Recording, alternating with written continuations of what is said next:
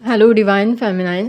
आज के इस सेशन में हम बात करते हैं कि कैसे पता करें कि लोग आपको मिरर करते हैं या फिर आपका डीएम आपको मिरर कर रहा है या फिर आप अपने डीएम को मिरर कर रही है।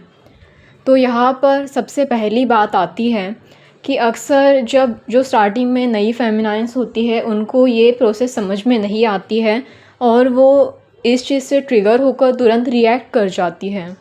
इसकी वजह से इनकी एनर्जी लीक हो जाती है और इसकी वजह से इनकी एनर्जी काफ़ी हद तक ख़राब भी होती है।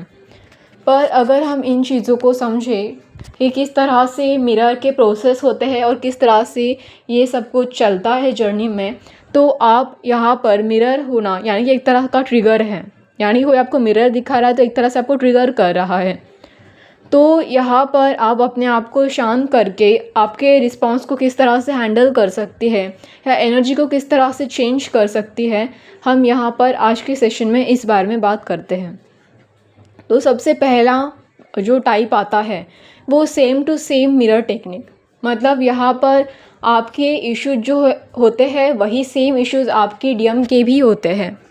मतलब मान लीजिए कि आपके अंदर अगर कोई एंगर इशू है तो आपका डीएम भी आपको उसी तरह का बिहेवियर दिखा देता है जिसकी वजह से आप ट्रिगर हो जाती है, यानी कि वो भी एंगर इशू कैरी करते हैं। तो यहाँ पर ये आता है सेम टू सेम टाइप वाला इशू। अगर आप मतलब मान लीजिए कि आपको झूठ बोलना अच्छा नहीं लगता है, पर अगर आप झूठ बोलती है फिर भी, तो सेम आपका डीएम भी आपको वही तरह का मिरर दिखाता है, ट्रिगर करता है। मतलब मान लीजिए कि अगर आपको झूठ बोलना अच्छा नहीं लगता पर आप किस वजह से झूठ बोल दे और आपका जो डीएम है उसको भी झूठ बोलना अच्छा नहीं लगता पर वो भी झूठ बोल दे, तो ये एक तरह का क्या है, ट्रिगर है। ठीक है, तो ये भी एक सेम टू सेम इशू है। भले ही आप दोनों को भी अच्छा ना लगे झूठ बोलना, पर किसी वजह से अगर आप सामने वाले से झूठ बोलती है, अगर आपको ऐसा लगता है कि ऐसा करना ठीक होगा तो आप आराम से झूठ बोल देती हैं। अगर वो झूठ वैलिड नहीं है तो आपका डीएम भी कहीं ना कहीं आपको ट्रिगर करता है इसी बात पर। तो ये भी एक टेक्निक है। यहाँ पर आई होप आपको ये फर्स्ट प्रोसेस क्लियर हो गया होगा। तो अभी सेकेंड टेक्निक की बात करते हैं। एक्चुअली ये जो मिरर प्रोसेस होती है वो अनकॉन्शियसली होती है। कोई मिरर प्रोसेस जानबूझ के नहीं दिखाता। ये सब कुछ जो भी होता है वो अनकॉन्शियसली होता है, चाहे वो डीएम की तरफ से हो या चाहे वो आपकी तरफ से। अभी यहाँ पर बात करते हैं सेकेंड टाइप की, जिसमें किसी पर्टिकुलर पैटर्न के हिसाब से ट्रिगर मिलता है।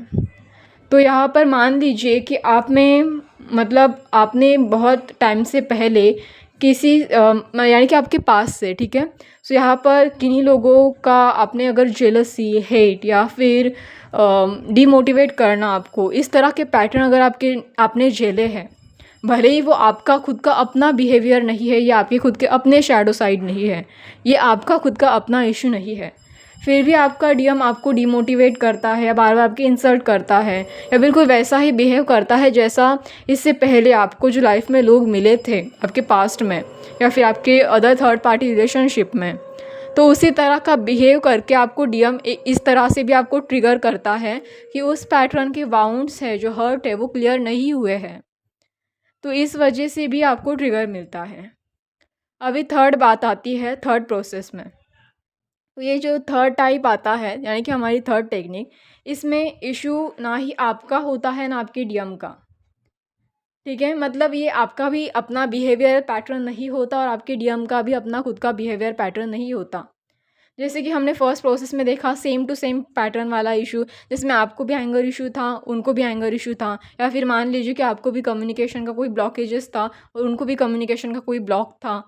तो यहाँ पर आपने उस बात को, जो भी ब्लॉकेजेस है या भी जो फिर आपके अंदर का शैडो साइड था एक एंगर इशू वाला, तो उसको ट्रिगर कर रहे थे। पर यहाँ पर दोनों भी मतलब जो सेम सेम फर्स्ट टेक्निक में जो दोनों भी तरफ से जो पैटर्न थे वो सेम सेम थे।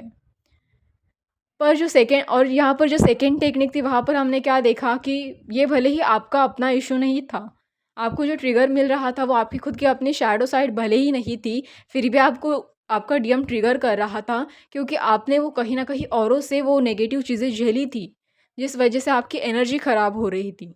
तो उस पैटर्न को ट्रिगर किया जा रहा था।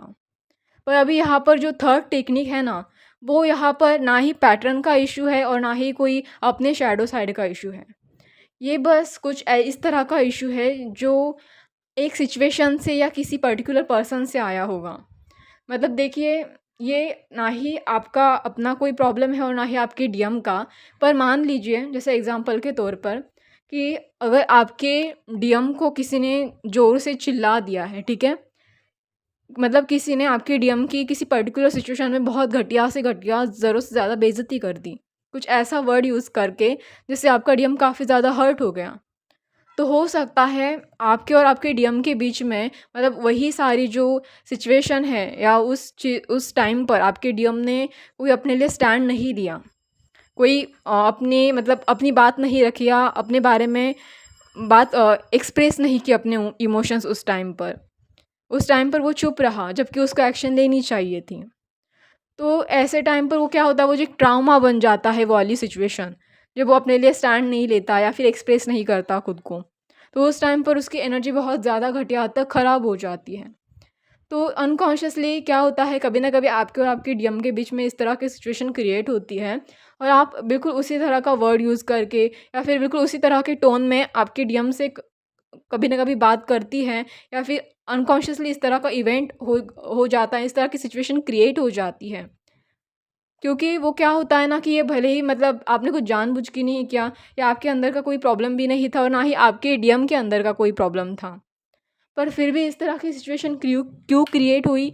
क्योंकि ये आपके डीएम ने जो अंदर मान लीजिए कि आपके डीएम ने उस टाइम पर जो सिचुएशन मतलब झेली थी, उसका ट्रॉमा, उसका नेगेटिव चीज़ें उसके अंदर अभी भी है और उसने वो हील नहीं की। तो इस वजह से इस तरह की सिचुएशन क्रिएट हो चुकी है। या फिर ज़रूरी नहीं है कि आपके डीएम के साथ ही हो, या आपके साथ भी कभी ना कभी हो चुका होगा या हो सकता मतलब हुआ होगा। तो ये कुछ इस तरह के सिचुएशन को ट्रिगर करता है। इस थर्ड चीज़ को हम सिचुएशन ट्रिगर बोल देते हैं। जहाँ पर किसी पर्टिकुलर सिचुएशन की वजह से जो भी हमें झेलना पड़ा उस चीज़ को ट्रिगर किया जा रहा है, ना कि किसी शैडो साइड को या फिर ना ही किसी पैटर्न को।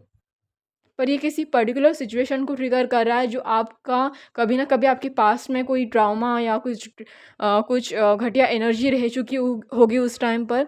उस बात को सरफेस पे लाकर उसे हील करने के लिए, जो अब तक हील नहीं हुआ है, उस बात को हील करने के लिए उस चीज़ को ट्रिगर किया जा रहा है।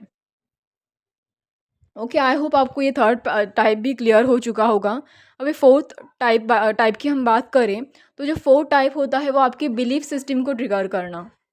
मतलब मान लीजिए फेमिनाइन की आपने ऐसी बिलीफ सिस्टम अंदर रखी होगी कि सारे लड़के तो ऐसे ही होते हैं जो हमेशा लड़कियों को धोखा देते हैं। तो आपके उस बिलीफ सिस्टम को ट्रिगर करने के लिए आपका डीएम भी बार बार थर्ड पार्टी में जाएगा। तो ये एक तरह से क्या है, वो आपको ट्रिगर कर रहा है कि आपके जो बिलीफ सिस्टम है, आपने अगर कुछ ऐसी बिलीफ सिस्टम बना के रखी है तो वो भी उस चीज़ को, उस बिलीफ सिस्टम को ट्रिगर कर रहे हैं। तो जब तक आप उस बिलीफ सिस्टम को हील नहीं करती तब तक आपका डीएम आपके पास वापस नहीं आता, क्योंकि आपने इस तरह की बिलीफ सिस्टम अपने माइंड में सेट करके रखी है। अभी यहाँ पर मैंने जितनी भी सारी बातें की है ना, वो एग्ज़ाम्पल के तौर पर की है। मतलब एक तरह से मैं आपको समझाने के लिए एग्ज़ाम्पल दे रही थी। हो सकता है कि आपके लाइफ में इसके अलावा कुछ अलग अलग डिफरेंट डिफरेंट सिनेरियो हो सकते हैं। ये ज़रूरी नहीं है कि ये हर किसी के साथ इसी तरह के चीज़ें होती होंगी। हर किसी के अलग अलग प्रॉब्लम्स होते हैं, मेरे अलग, आपके अलग। एक्चुअली ये सिर्फ एग्ज़ाम्पल के तौर पर यहाँ पर समझाना मेरा पर्पस था। आई होप आप इस चीज़ को ईज़िली समझ गए होंगे। आई होप आपने इसे थोड़ा बहुत भी रिलेट किया होगा। तो आप इसे शांति से जब भी आपको कोई मिरर करे ना, तो आप इसे शांति से रख के सोचें कि सामने वाले की रिएक्शन इस तरह से क्यों थी। ठीक है? सो यहाँ पर आपको पता चलेगा कि एग्जैक्टली कहाँ प्रॉब्लम है। आपके बिलीफ सिस्टम में पैटर्न है, या फिर आपका बिहेवियर ही कुछ वैसा है, या ये कोई पैटर्न के लिए ट्रिगर किया गया है, या फिर ये ट्रिगर किसी सिचुएशन की वजह से आया है कि इस तरह का कोई सिचुएशन मेरे साथ हुआ था और मैंने उसे हील नहीं किया, इसलिए ये ट्रिगर मिला है। तो इस आपका जब भी आपको मतलब कोई मिरर करे या फिर जब भी आपको कोई ट्रिगर करे ना, तो इस 4 टाइप को आप ध्यान में रखें और इस 4 टाइप के हिसाब से उस ट्रिगर को आइडेंटिफ़ाई करें और उस पर्टिकुलर चीज़ को इमेजिन करें मेडिटेशन में, और उस टाइम पर आप अपने आप को हील करके उस सिचुएशन में जो भी पर्सन था उसे माफ़ करके आगे बढ़ जाए, यानी कि लेट गो कर दें। आप मेडिटेशन में रह के उस पूरी सिचुएशन को ठीक से समझें, अपने माइंड में फिर से रिकॉल करें उस सिचुएशन को। फिर से उस सिचुएशन को अपने माइंड में लेके आए जैसे वो हैपन हुई थी उस टाइम पर। चाहे वो आपके पास्ट में हो या चाहे वो प्रेज़ेंट में। जब भी आपको ट्रिगर मिला है, तब आप उसको हील करने के लिए कुछ इस तरह की टेक्निक अप्लाई करें। उस सिचुएशन को, उस पैटर्न को, उस चीज़ को, पर्टिकुलर चीज़ को या पर्टिकुलर पर्सन को इमेजिन करें और अंदर से बोले कि मैं इस पर्सन को माफ़ कर देती हूँ। जो भी मुझे उससे लेसन्स लर्न करना था, मैंने लर्न कर लिया है। मैं उस पर्टिकुलर पर्सन को माफ़ करती हूँ, अपनी एनर्जी रिक्लेम करती हूँ, मतलब अपनी एनर्जी रिटर्न लेती हूँ और हमेशा हमेशा के लिए इस एनर्जी से परमानेंटली अपने एनर्जी कॉर्ड कट कर देती हूँ। और आप लास्ट में चाहो तो यूनिवर्स को थैंक्स बोल सकते हैं और इस तरह का अपना मेडिटेशन और विजुअलाइजेशन कंप्लीट कर सकते हैं। ये टेक्निक आपको बहुत हेल्पफुल होती है ताकि आपकी जो मिरर प्रोसेस या फिर जो ट्रिगर मिला होगा ना, उस टाइम पर आपकी एनर्जी भी ख़राब नहीं होने देती और आप हील भी हो जाती हैं। आई होप आप इस सिचुएशन से या इस सेशन से रिलेट कर पाई होंगी या अंडरस्टैंड कर पाई होंगी इसी ईज़िली। और मैंने यहाँ पर जो सॉल्यूशन आपको दिया है, चाहो तो आप उसे ट्राई कर सकती हैं। आई होप आपको आज का सेशन अच्छा लगा। धन्यवाद।